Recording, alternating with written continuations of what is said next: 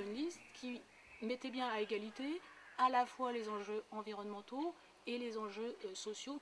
Il n'y a pas de justice sociale sans justice environnementale, il n'y a pas de justice environnementale sans justice sociale. Si on ne fait pas attention aux conséquences sociales, on n'arrivera pas à convaincre la majorité des populations à prendre le virage et la transition écologique.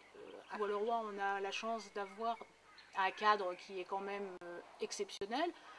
Les moments que nous venons de vivre, où on a été amené à être enfermé un tout petit peu, ou confiné, nous montrent qu'on était vraiment des privilégiés, qu'avoir un jardin, avoir une verdure permettait quand même d'avoir une ville résiliente.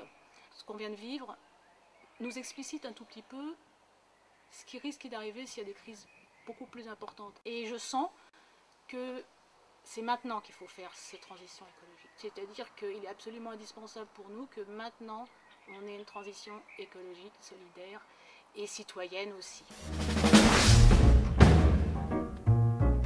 Pour notre liste écologiste et citoyenne, l'écologie est vraiment le point qui doit être transversal à toutes nos réflexions et à tous nos projets.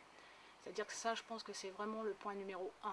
Toutes les questions écologiques ne doivent pas être transférées à une simple délégation. Ça doit vraiment être le lien entre tous les sujets. Tous les sujets ont un impact écologique ou peuvent avoir un impact écologique et il faut absolument qu'on ait ça en tête dans la politique communale que nous allons mener pendant 6 ans. C'est essentiel. Pour ça, il faudra qu'il y ait une formation. En fait, les élus devront être formés aussi aux enjeux écologiques. Ça tombe bien, les lois nous demandent, dans ce qu'on est élu dans la première année, qu'il y ait des formations qui se font, donc un grand nombre de formations seront là-dessus. Il faut aussi former les services aux conséquences écologiques des sujets. Donc ça, je pense que c'est quelque chose qui sera important à faire et à faire vite.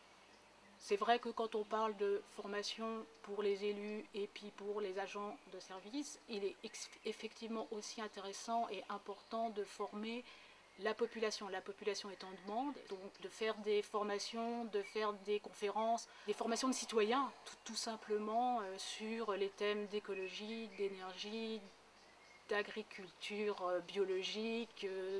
En fait, on a besoin d'apprendre pour mieux comprendre.